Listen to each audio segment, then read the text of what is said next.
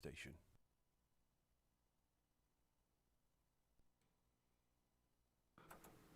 We think we're live. We are. Say your mic. Assalamu alaikum. Wa alaikum salam. Welcome to the Good News Show. This is Numayar and Imran back again. Well, for the first time on Radio Sira, so exclusive for Radio Sira, we are bringing you the good news here. But apologies for any technical mishaps. We are kind of working our way through, and we are very, very new to this. So apologies there. So hoping everyone can hear us, and I hope everyone is doing good. And obviously got over those Ramadan blues. I always get them after Ramadan, where I feel like, oh, I wish it was still longer, I wish it was still here. But yeah, slowly getting back into the groove of things and keeping up those good habits that we got in Ramadan as well. So Numayar, do you want to tell us how you've been after Ramadan, and how are you first? Alhamdulillah, good man, all good. Keeping up with the things that I did in Ramadan. Question is, did I do anything extra? I have to say, well, I tried. I did try, and every year now I try to do just a little bit more than I did the previous year. So this year, I try to genuinely spend a bit more time with myself. Sounds quite strange, but yeah, with myself, rather than rushing around.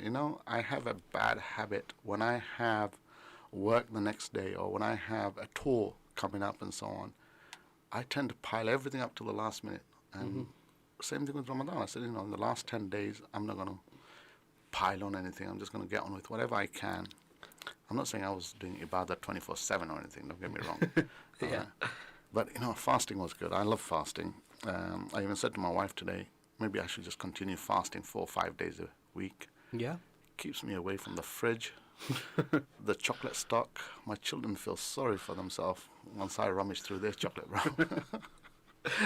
How you been? What you been doing? Yeah, no, alhamdulillah. About fasting, keeping it on. Obviously, it's a sunnah, as we know, to do Mondays and Thursdays. Yeah. So it's a really good habit to do. A lot of my friends, I used to, but yeah, since the pandemic, I've kind of been a bit not very good at keeping up with that. But yeah, inshallah, that's a really good reminder. Actually, I might start that again. And how have I been? I've been good. Been really, really busy. Just getting back into the groove of things. It's really strange after Ramadan when you just kind of the next day on Eid day you start you eat in the day, and it's the most weirdest feeling. It's like, and I'm still getting that. Yesterday I went into the kitchen to have a drink. I was like, this is a bit strange. So yeah, it's because you don't eat for 30 odd days in the day. Then just getting back into that normal sort of routine of things. Bit strange, but other than that, all good. Just working and looking after family, and obviously keeping up with current events around the world. And I don't know if you want to touch upon them. We will do. Yeah. So today, let's just remind everyone that this is our first show on Radio Syria. We have been on Radio Syria before. It's a lovely community radio. You know what? Bless the brothers and everybody behind the scene that have been running this for many, many years. As one of the questions I get asked, why do you want to do radio and so on? My answer, Imran, is, as I've said to you before, this is a community radio, and it's not about, we're not going to get, I'm not looking for fame or anything. It's simply, I see it as doing something for the community. Even if it's for 1 hour, you and I are talking about something good that can benefit somebody that's listening out there, whether it's one person or 100 people. That's our kind of like charity. Yeah, that's how I feel about doing this show. That's the reason I kind of like said, Imran, let's do this, even if it's 2 times a week. So, ladies and gentlemen, Assalamu alaikum wa rahmatullahi wa barakatuh. This is the Good News Show version number 3. We're going to keep changing the version as we hopefully get a little bit better and better. We are coming live to you from Radio Sira on 1575 AM and online, as you know. We've also, I think we've switched on the Facebook and... yes, I believe Facebook... YouTube as well, I YouTube believe. stream for everywhere. I think. Anyone who's listening out there. If not, they can always catch up with us later on. And we'll be coming to you every fortnight on a Wednesday, 7 p.m. to 8 p.m. That's what we're going to do. So with that, we're going to bring around a bit of good news that's been going on in the world, around us, in our house, in our family. And also, sometimes we have to touch on the not so good news, as you said. The thing that's been going on in the media as Ramadan was coming to an end, we was thinking, oh, mashallah, beautiful time, Eid is coming and so on. But even though we celebrated Eid, for me it was so heartbreaking to know that there are brothers and sisters out there that were in the middle of anguish, destructive thing that was going on and so on. And it's the kids. I mean, I looked at my kid. You've got a child as well, and you know, whenever, even if you buy them one toy or something, you know they're gonna love it, appreciate it, and understand it's for Eid. Yep. What about all those kids out there, man? They just, you know, all they faced was horrendous. I mean, I'm not saying it's finished or anything. It's ongoing. I mean, there's so much rebuilding to be done and so on, and we keep praying that it is not phase 1 and phase 2, phase 3, and those kind of things. Man, let's keep them safe. I mean, but the other thing we said is that we can't stop talking about it, and we mustn't stop talking about it. correct. Yeah. More importantly, I need to learn. What was one of the beautiful things was my daughter, my 16-year-old daughter. Oh my gosh, she's 17. She's 17. Sorry, my son's 15. Yeah. My 17-year-old daughter actually purchased a book for herself, 100-year history of Palestine. SubhanAllah. Wow. So she's reading it on her own. I didn't ask her to do this and so on. You know, it's interesting to see this young teenager and so on picking up and learning, and that's what we as adults should be doing, as well, learning about this history. It's our history, you know, as Muslims and so on. It is our history as human. It's our history to learn and progress. See how we can help. So that's my sad, at the same time good news, which is that my daughters picked up this book. My children are talking about it. Even my little ones are asking about this kind of situation and so on. They'll keep hearing in the news. And there's been plenty of demonstration, mashallah. So what does that say to you? And have you been to any of these? Yes, I've been to. Obviously, I went to the one in Leicester. Unfortunately, I didn't go to the ones in London. I was really, really not well, so I didn't want to spread my germs everywhere. But yeah, everyone I knew went, seen the videos. I was getting live stream from there, and the turnout has been, like, alhamdulillah, subhanallah, it's been amazing. Amazing. So, I mean, the biggest thing for me is that this kind of happens. It happened previously in 2014. We were at the protest. We were there. We were, you know, saying our bits. But this time it does feel a little bit different. People are continuing to speak up and to have that voice. And like you said, like, it's amazing that your daughter's sort of looking to, of her own accord, and there are children, our youth up and down the country in schools, at home, just really researching and looking for sort of more information and understanding and making sure that they're right, because that's one of the big things, is that there's a lot of misinformation out there, and the only way to get to the source and to the right thing is to look yourself and really, really understand and read and kind of figure out everything yourself. So it's really, really, like, I am super impressed. Like, when I was 17, that wasn't on my mind.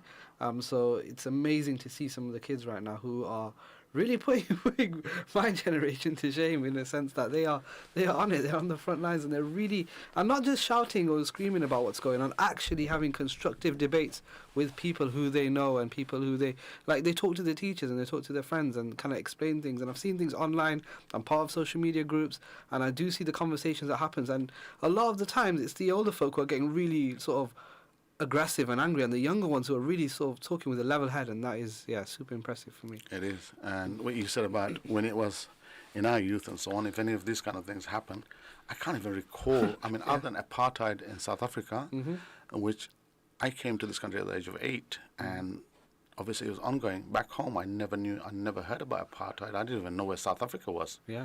Okay, but as soon as I came to England, it was in our assembly. You know, we'd have the morning assembly, and it was being spoken about and being addressed. And thankfully, I came from the inner city, and we were exposed to it. I even, to the point there were, at that time we didn't have social media, but I remember going to watch Steve Biko, the film. Yes. Okay, which was about a South African, but white South African who took out his struggle and so on. It was Kevin Kline, yes, the actor. Yep. That was his film, and kind of like that exposed me to what's going on. And you read about Nelson Mandela. Absolutely. And hence, from that time, I got to admit, Nelson Mandela has always been a hero of mine for the struggle, and the wise words that he said kind of like resonated with me, because my uncle, who was also a liberation fighter, let's just call it a freedom fighter, back in 1971, 69, 71, the war in Bangladesh, when Bangladesh was fighting for its independence. So when he told us his story, it resonated quite well. I thought, my uncle was doing things on a smaller scale to what Nelson Mandela was doing, although it's two different fights and so on, but they were fighting for their country and for their people. That's amazing. You know, we need to hear some of those stories a bit more to inspire us as well. I will Yeah, bring them yeah, up. I will bring them. But yeah. when he came to visit this country on a government visit, he was quite elderly, and he was given the opportunity to go to South Africa to meet Nelson Mandela. This is when Nelson Mandela was freed and so on. I was so eager to go with him because I wanted to meet Nelson Mandela. Well, unfortunately, due to political situation and so on at that time, they cancelled that tour. But I was on the brink of going all the way to South Africa to meet Nelson Mandela. Obviously, I was going to be my uncle's PA assistant, carrying the case, whatever. I didn't care. I told him I'll do anything as long as I can get to go to South Africa to meet Nelson Mandela. Well, unfortunately, that was the closest I ever got to it. Okay, but I learnt the hardship and so on. I myself learnt about racism very swiftly when I came to England. Yeah, absolutely. Yeah. You can imagine in the 80s, my dad didn't want us to come to UK in the 70s because the racism was quite rife and so on. You're quite young, but I'm sure you still have read and know about these things and so on. But in the 80s, when we did finally come over to England, we faced racism not so much verbally, or I don't recall the verbal one, and you're too young to even recognize it, but when they started throwing stones, bricks through the window, we even had fireworks through our letterbox, these kind of things. And that feeling of being a second-class citizen was such a horrible feeling, coming from Bangladesh and so on, as what we were deemed as a middle-class family. We didn't live an affluent life as such, but, we were okay. We had bread and butter and so on, and we lived in a nice neighborhood. We were respected for who we were and so on. But to come here and then just be made to feel so small, insignificant and so on, it was horrible. Even at that time, the police would take sometimes 2 hours, 3 hours, sometimes 2 days to respond to this kind of incidents and so on. And you know what? These were kids. They weren't adults. I still remember these were kids that would just sneak around, throw a stone, or break our window. It wasn't double glazing at that time, it was single glazing. So I literally lived in a house that had boarded up window every other month. Yeah, and it's the situation is all too common. Like same with me when I grew up in London in a predominantly like sort of white area. I was the only like brown kid. So when I went to school, I was the only person of color. And yeah, you get targeted. There's nothing you could do. I used to hate school. I did not like school one bit because I was the only. There was no one there like me, and no one understood me, and they didn't know why I never used to eat certain foods, and it was really really strange, and it's a really tough time. And yeah, it's the kids. It's the kids who really, I don't know where they get the sort of the impetus or the sort of mindset, because yeah, there's just sort of no fear type of thing, and they just go after you, and yeah, it was not good. And you know what? The sad thing is that it's still I mean, it is better. Like, I won't lie, it is better now. The last time I experienced proper racism, as in like physically or verbally, verbally you get that online all the time, but physically was probably a few years ago now. So, yeah, quite a few years ago. But yeah, just growing up in this country in that way, and you're just like, why are we here? Like, why did we do this? Like, my wife talks about it all the time. She's from an affluent family abroad. They've got lots of property abroad, and then I just used to speak to her dad. I'm like, why did you come here? Then it didn't make any sense to me. But obviously, the dream was built, like the education, the job prospects, and all these things. But yeah, sometimes you just question those decisions. But Allahu alam, Allah knows best. No, but as you said, we are here. We've grown up here, and England is our home. Yep. And I don't, for one, say, oh no, back home is home. No. Yeah, of my course. kids don't even know back home. Yeah, that's right. They know that's where my roots come from. But then we can talk about roots and so on. Yep. I don't know about you, but me, I was once asked by an auntie of mine, my own auntie, if England was playing against Bangladesh, who would you be supporting in cricket? I just looked at her like gobsmacked. What kind of question is this? First of all, Bangladesh doesn't even have a cricket team. Okay. This is that time. But I actually answered her. I said, it would be the underdog. And England was the underdog at that time. At that time, West Indies was my team. Okay, that I'd follow internationally. That's so Brian Lara, yeah. Okay, exactly. Viv Richard. But on the other side is Imran Khan and so on, thing like that. And Ian Botham. But I would always be the underdog supporter. I said, that's my answer to who would I follow, because that doesn't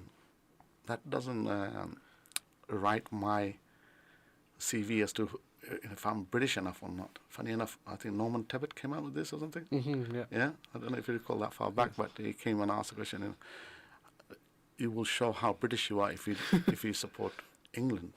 I said, God, John Bennett, even now to this day, I will still support the underdog in any sports and so on. That's just me. Of course. Okay, but England, obviously, you still have that love for. Yeah, you've got for your family. affinity for England as a country. Like in the Euros coming up, we'll be supporting England, obviously. Like, I feel for you, man.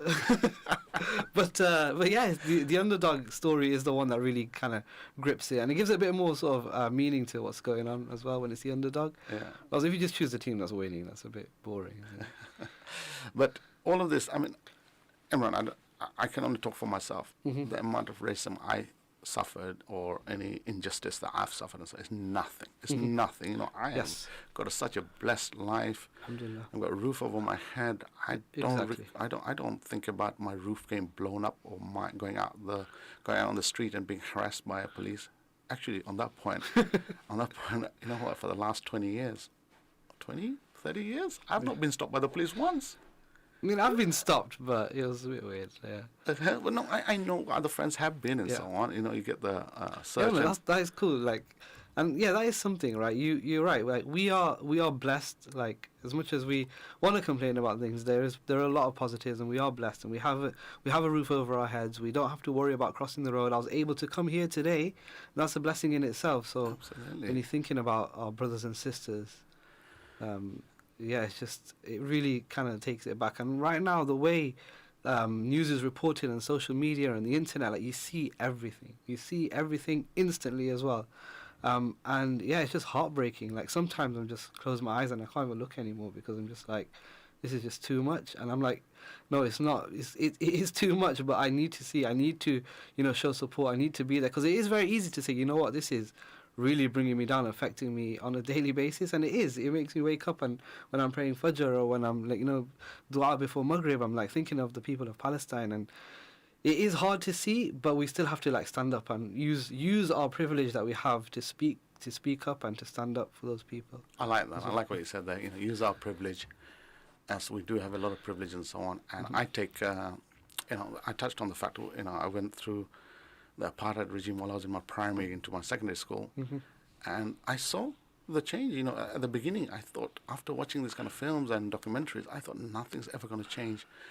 They're always going to be stepping over the South African people, the people of Africa, and they're going to be, it's horrible when I used to watch the beating on the street, when you did see it on the news or you used to read about it or in the films and so on, the killing and so on, the total, what's the word for it? You know what? There are no words when you read the stories, and obviously we've all learnt about the apartheid. We should have learnt about it. And when you read the stories and you hear the graphic imagery, and it is horrible. Like, people were super scared, and you think about Nelson Mandela. Like, he risked a great portion of his life, fighting the cause, and he was in jail. He was jailed for over 20 years. Yeah, for over 20 years, and he still fought, and he still fight. And that's kind of the examples that we need to take. That you still fight, you still speak up for what's right, and we know what's right. Like the sanctity of life. Just being good to one another and caring about one another. It's just simple, basic things that are being stripped away from our brothers and sisters. So, yeah, the apartheid is a really good sort of, I wouldn't say comparison, but a way to understand for people who have studied it, and there's a lot of information out there to kind of see where it was and where it could be. I think that's the thing. Where it could be, and so therefore I take from that how people actually got together, how people stood up to the regime and so on, and things did change. Okay, they're still developing the country and so on, but at least you don't have the original apartheid system. That's the key thing. There's a lot of hardship a lot of the South Africans are still facing and so on, but what I'm trying to say is, it changed when people got together, when people stood up and did certain actions and so on, whether it's demonstration, whatever it's, creating awareness, knowledge, stopping themselves from buying certain products and so on, etc. Yeah. So now, this is what I'm saying to anyone who's listening out there and so on. Learn what was going on in Palestine. Learn about the source of the problem, the current situation, and never ever feel that, there's nothing I can do. If we say that, if we say that there's nothing we can do, if in 10 days' time, in 10 years' time, ourselves or our children are facing this kind of situation, only Allah knows where we'll end up. We might take a job. You and I might move to another country. Yep. Give it another 5 years. In that country, we might be stuck in a different system and so on. But if Correct, we don't stand up, our kids will never stand up. Our kids will never learn from us and so on.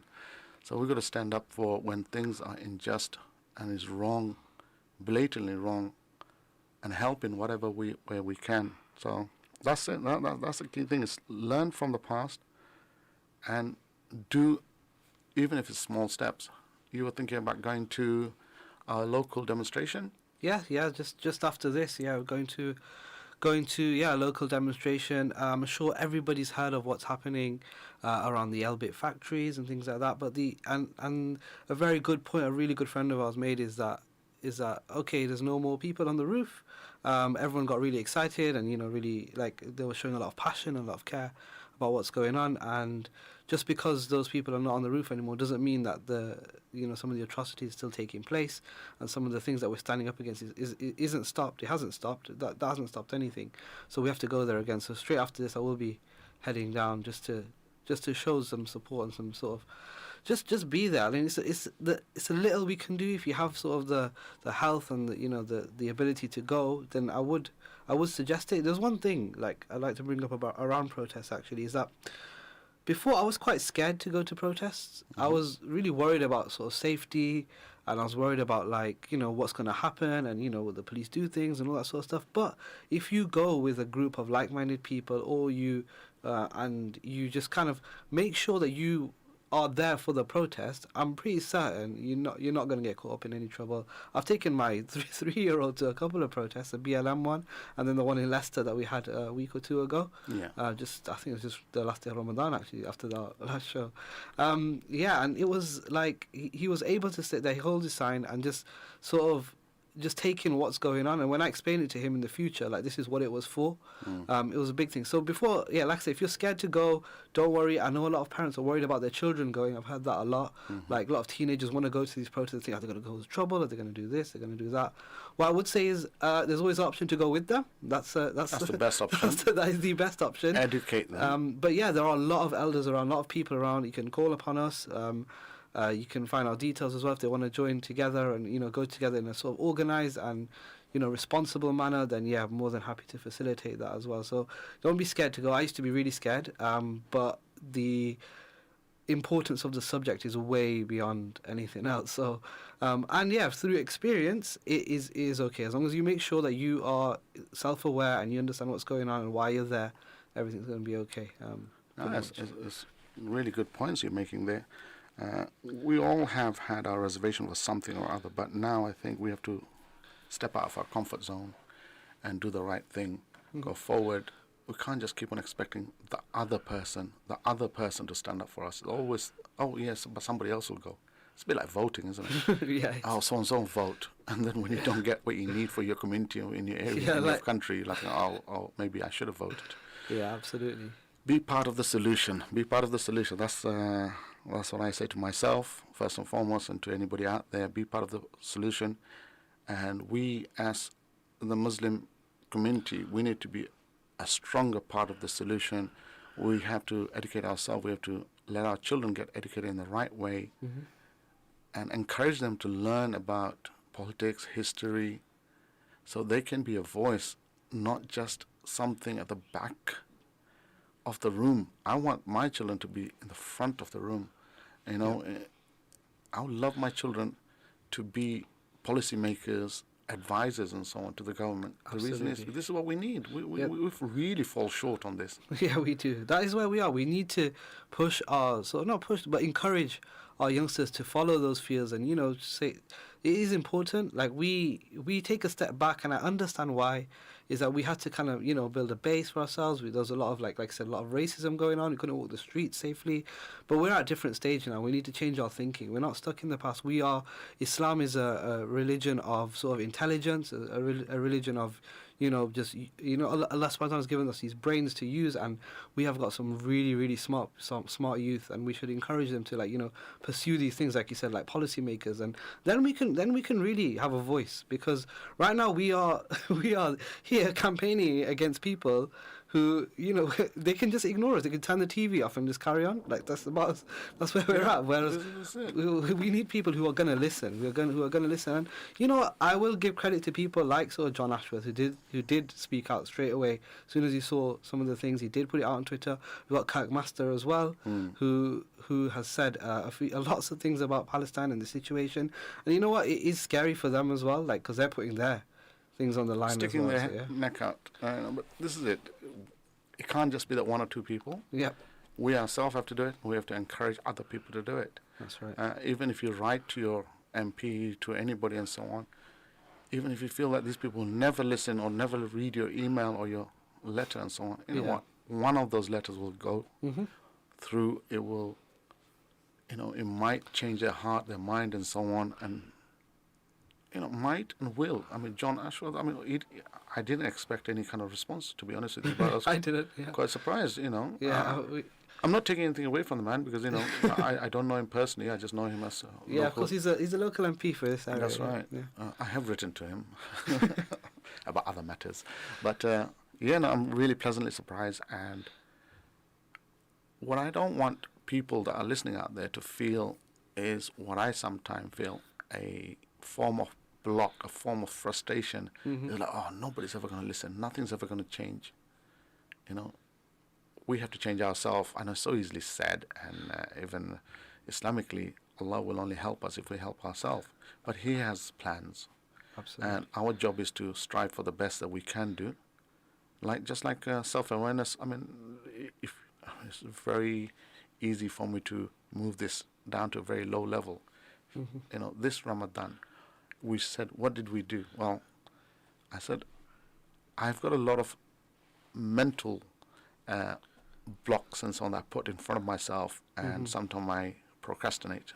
I can't even spell the word sometimes, but I do procrastinate with work and things like that, things that needs to get done till it builds up. But this Ramadan, and I started before Ramadan, I said to myself, I don't want my body to fall apart. I've been given this body, and we spoke about this during one of the other radio shows. Mm-hmm. So I don't want my body to fall. So I started running, walking, etc., doing whatever I can do, and I feel a lot better. And I'm so surprised that 2-3 months down the road, I'm able to do things that 3 months ago, if I hadn't started, I wouldn't be able to do. Basic weight training and so on. Just strengthening my body. So changing myself first. I knew I couldn't change my psyche overnight or over 2-3 months. It's going to take longer. I know myself well enough at the age of 47.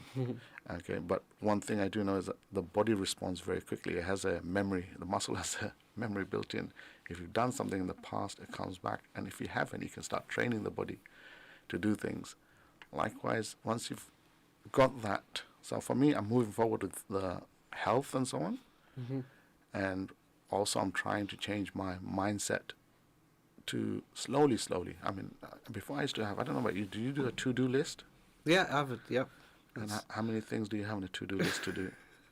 Too many. I said, well, if anything I learned is not to have 10 things on the to-do list. Okay. My calendar just looks multicolored rainbow. I just, that looks very nice, colorful thing, but I haven't got a clue what I'm meant to be doing. That's what happens to me, yeah. So I now try to do 3 things. Out of those 3, I know I'll get 2 done. If I get 2 done, I said, that's pretty good. That's 2 more than I would have done at any other time. So just going forward, I'm trying to change and better myself. Alhamdulillah. One of the biggest thing I got to gripe with myself, Imran, I don't know how much of a reader you are. I used to be a very, very avid reader in my youth. I love reading. I read a lot. So are you reading physical books? Are you reading? Yeah, I read. I've got a massive book. I read a lot. I mean, I read comics, but they're not proper books. No, but I read a lot of a lot of novels, a lot of books. More recently, a lot of sort of historic books based on what's going on. But yeah, I'm a huge reader. It's something that helps me sort of, and it did stop during the pandemic. I used to sort of travel to work on sort of trains and buses and things. I used to work in London, so I used to have the time to read. So that's one of the big things, right? Like having that time to read. But yeah, I am a huge reader. So you're saying you used to read a lot before? Yeah, but last 10 years, I gotta admit, I think truth be told, I think Harry Potter series was the last complete set of novels. The novels, epitome of- you know. That was it. Okay, but I really, this is the next big step for me is to start going back to books. I've actually, mind you, in the last 10 years, I haven't stopped buying books. that is the thing, That's right? crazy, isn't it? I've got these amazing books. There's a particular book called Love in the Quran, I think it's Okay. called, by a writer who's got a doctorate as well, and his surname's the same as mine, Ghazi. Okay, and I've been meaning to read this book. So he talks about love, as in like all aspects of love from the Quran and so on. Subhanallah. It's a big, chunky book. I haven't started reading it, but I plan to read that book. I'm not going to let my wife give that book away without me reading that book once Of at least. More recently, when I was in Spain, I bought a book about Islamic history. Yeah, I need to get onto that one. There's another particular book I have is the man around our Prophet Sallallahu Alaihi Wasallam. Sallallahu Alaihi Wasallam. Now, I have listened to many audio podcasts and so on about our Sahabas and so on, and never stops fascinating me. You know, their life stories and so on, Unbelievable. their devotion, they followed a man that just came out of nowhere for them, and yet they took it to their heart and so on. Yeah, I take a really, really big example of that. It's like, when I say, like, you know, you've got to be open-minded, because if these people were closed-minded and ignorant or arrogant at the time, they would have looked away. But they didn't. They, like you said, they opened their hearts and their minds to the message and to Nabi Sallallahu Alaihi Wasallam. And yeah, it's amazing. It's amazing. Like, someone told you now, you'd be like, nah, that's insane. But at the time, there were people who thinking the same thing, and we've seen that. But yeah, the Sahaba, the companions of our Holy Prophet Sallallahu Alaihi Wasallam, they are shining examples of, you know, how we can be. And there's like hundreds of stories that we can take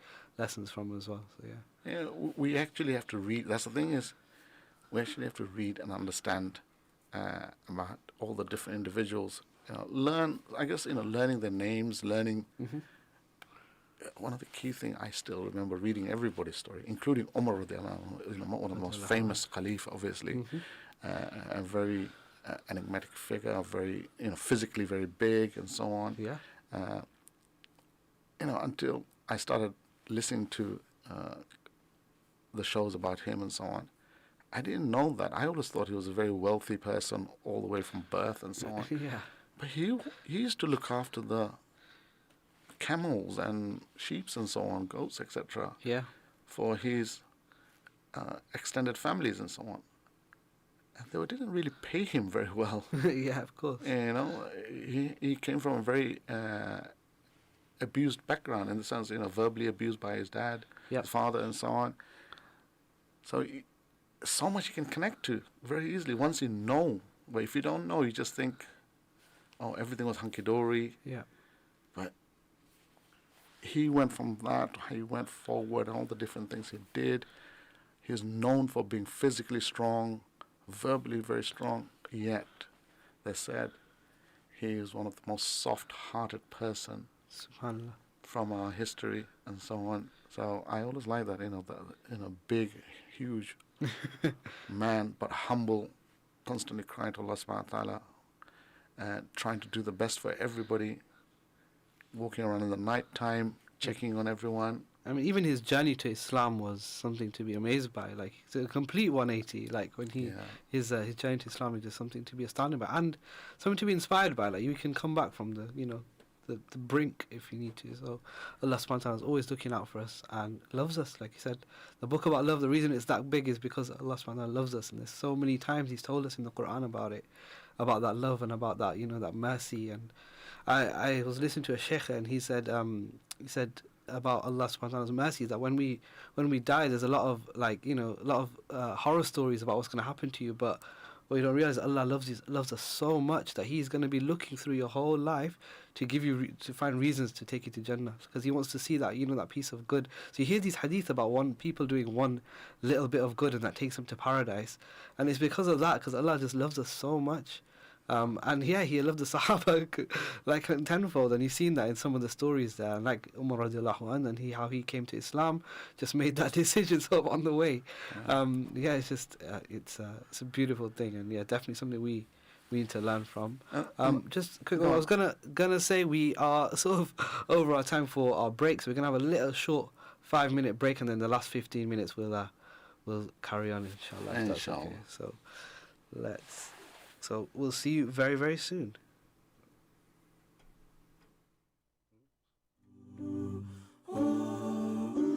I'm trying so hard to keep it together, but I can't let you go.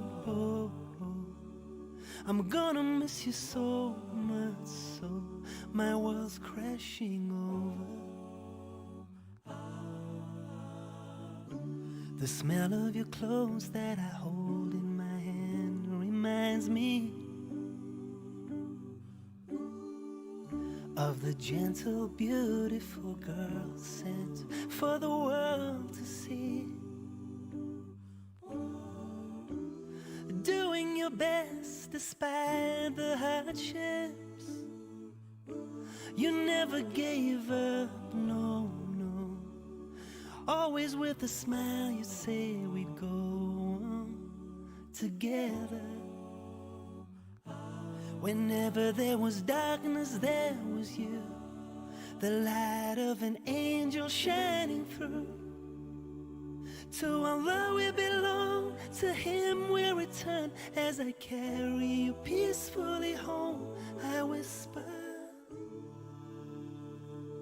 I'll see you soon.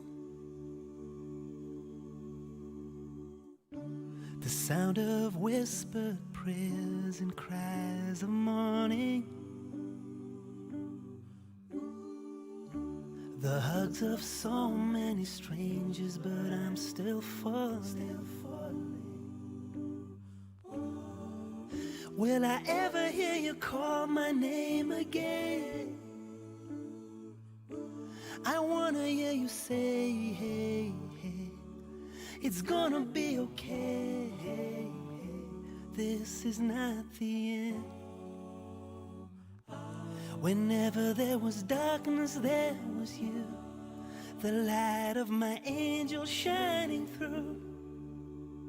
To Allah we belong, to Him we'll return. As I carry you gently home, I whisper, see you soon. I am alone in the dark and I hear my heartbeat.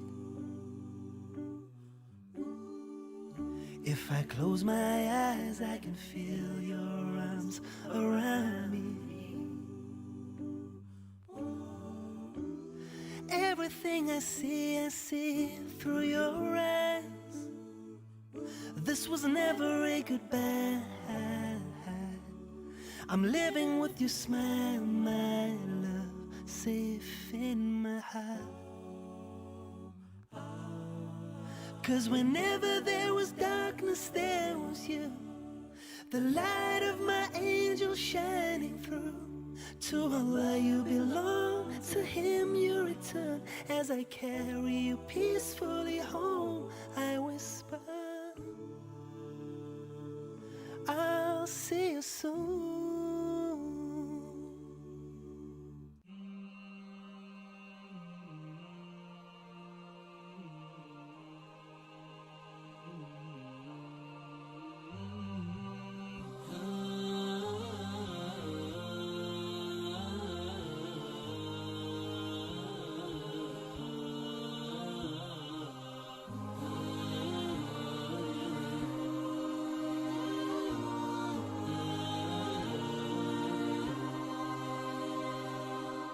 جفن المسافر ما غفى مذ فضى حبا ووفى وإلى المدينة هزنا شوق لقرب المصطفى قلوبنا دروبنا تاقت إلى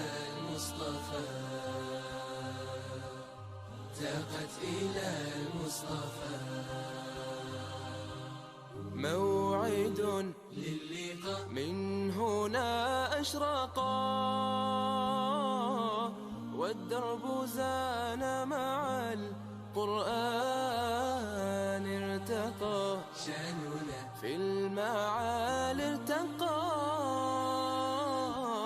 نبراسنا في العلا عنوان وهنا شع السنا من حولنا ملء الدنا عنا فرض يا إلهنا يا الله وهنا شع السنا من حولنا ملء الدنا عنا فرض يا إلهنا يا الله يا مجيب الدعاء جفن المسافر ما غفا مذ فضى حبا ووفا وإلى المدينة هزنا شوق لقرب المصطفى قلوبنا دروبنا تاقت إلى المصطفى تاقت إلى المصطفى حلمنا طيبة حيث إحساسنا عامر بالهدى مزدان فبها روضة أحمد زانها مثله لن ترى إنسان هديه باق لنا عن حسنه تحكي الدنا من نوره قد نلنا الهنا في الحياة هديه باق لنا عن حسنه تحكي الدنا من نوره قد نلنا الهنا في الحياة تقنا للمصطفى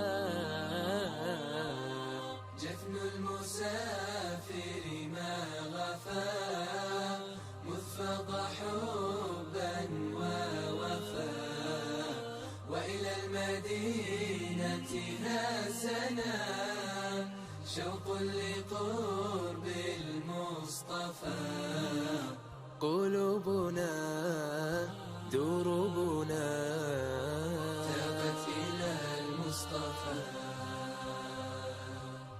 تاقت إلى المصطفى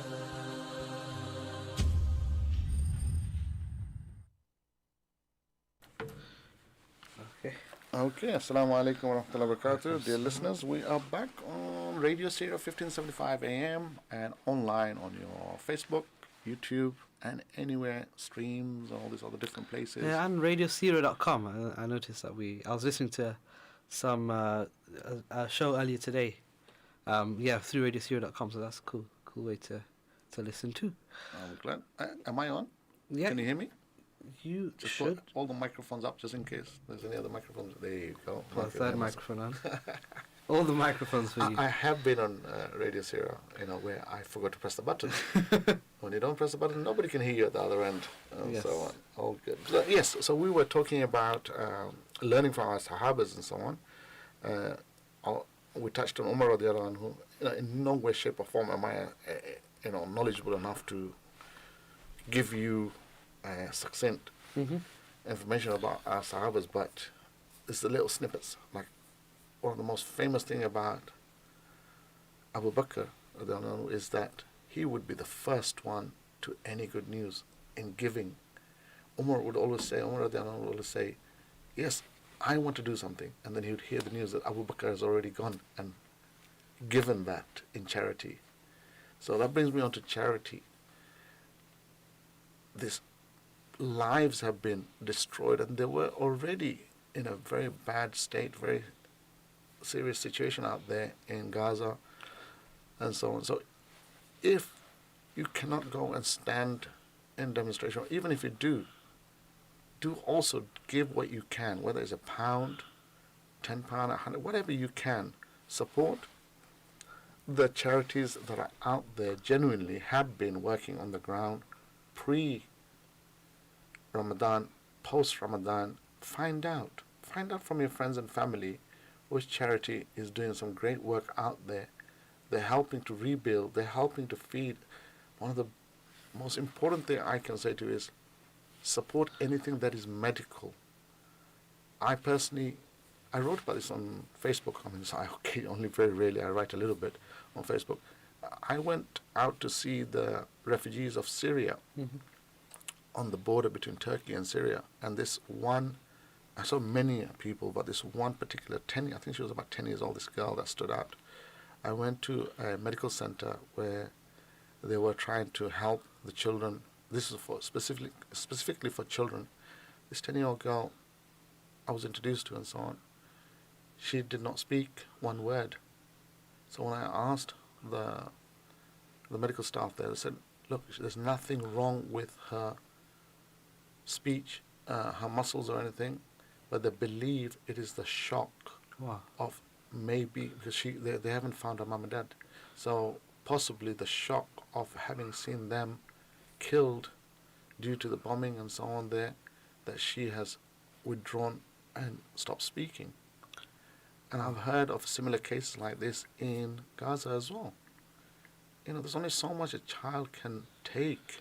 Yeah, there's just no words. Like, yeah, so there's only so much adults can take. So imagine children who just are trying to digest the world and growing up in this sort of environment, which is just not healthy in the slightest. Yeah, this is the thing. So on those reasons, I say, please, if you can help in any shape or form, don't be shy. Give what you can. Support a just cause. Support the causes. Support the people that are doing the action that you may not be able to do physically yourself. And if you can't give, at least make dua for them. Okay, we're very quick to judge charities and so on without doing our own due diligence. So do your due diligence and so on. Don't take someone else's word for it. Ask those questions. There is not one good charity that will mind you calling them up and saying, tell me what you actually do. Tell me what you do, how you do it, and so on. They will spend half an hour with you. And at the end of the half an hour, even if you don't donate, or if you did donate £1, they won't mind. The fact is you are at least interested in what they're doing. Yeah. It's not easy. And on that note, I just want to bring up this, your young brother, Riaz. You know, as you know, Neighbours in Paradise is their tag and their brand. So you introduced me to him during Ramadan, wasn't it? Ramadan. Yeah, during Ramadan, yeah, or maybe at the start. At the start of Ramadan. And he said he wanted to help the Palestinian people. Yes. And he's not been there himself. He's not been. He is just your normal, like, sort of young Muslim in this sort of Western environment who knows about Palestine and has an affinity towards Palestine, but maybe just because of the way he's been brought up or the surroundings around him, but he did feel always, as a lot of us do, this connection with our brothers and sisters abroad. And yeah, he wanted to raise money, and obviously I was like, I know the perfect person we can speak to, because I had the pleasure of visiting Masjid al-Aqsa and Jerusalem and Palestine with him. So I was like, let's arrange this meeting, and yeah, he can.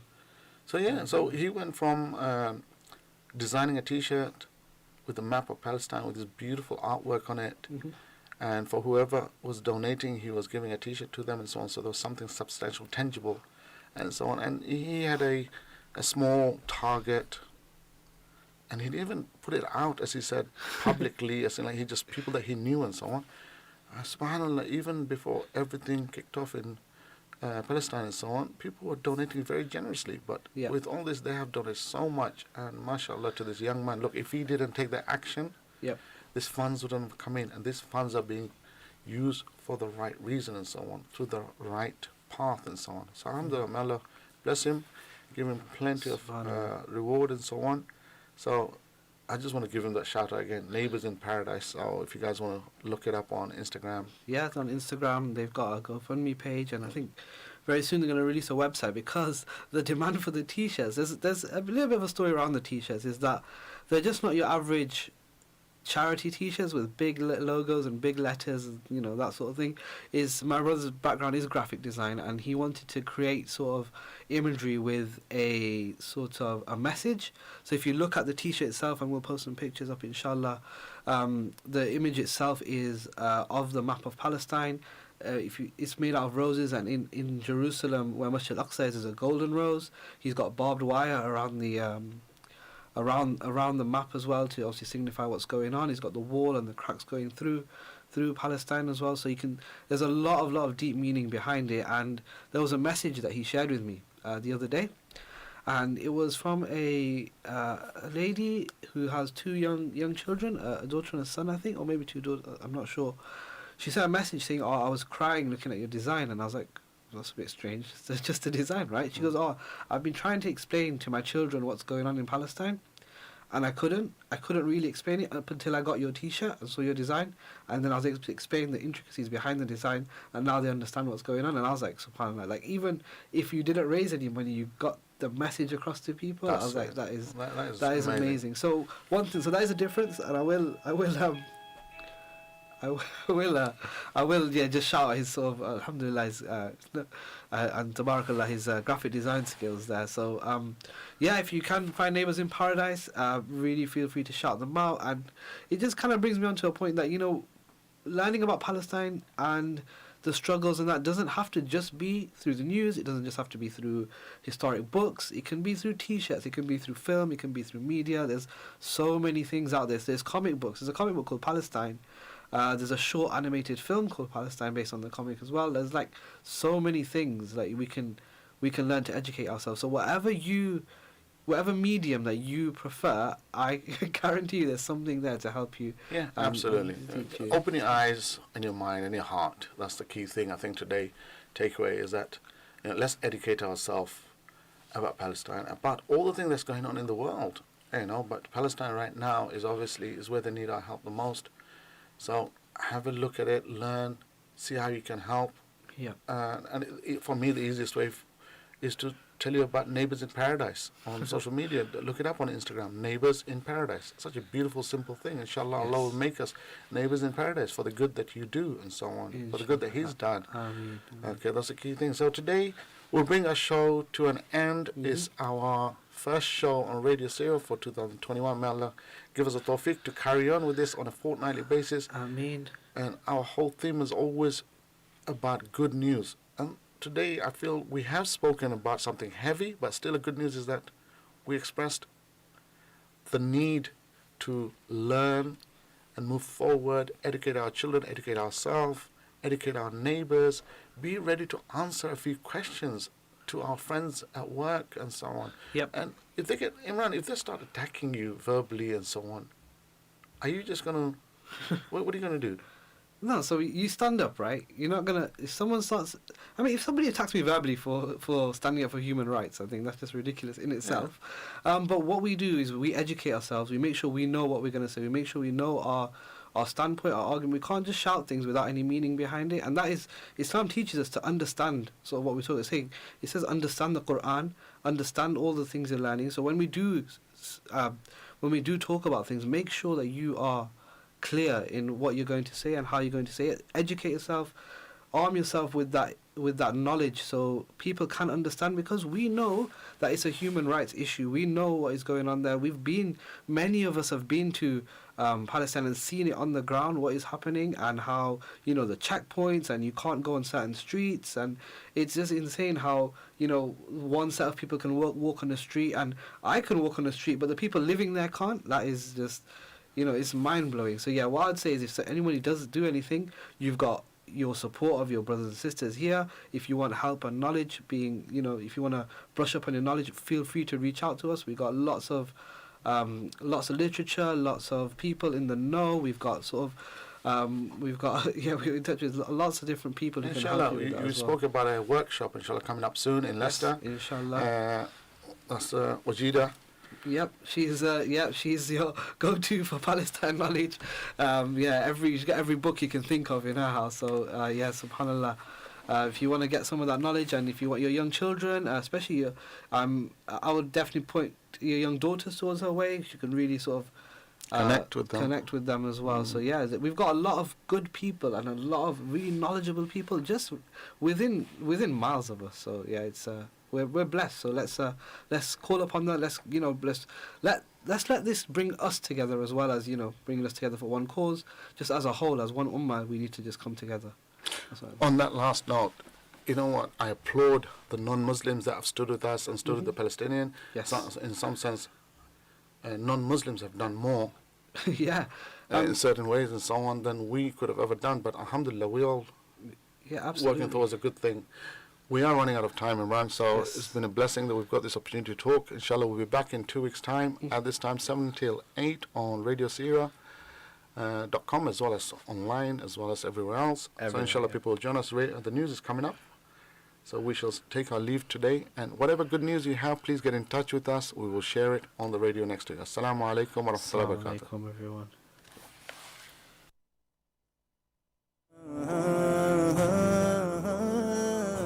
है कितनी खामियां मुझ में तुझे तो सब खबर है ना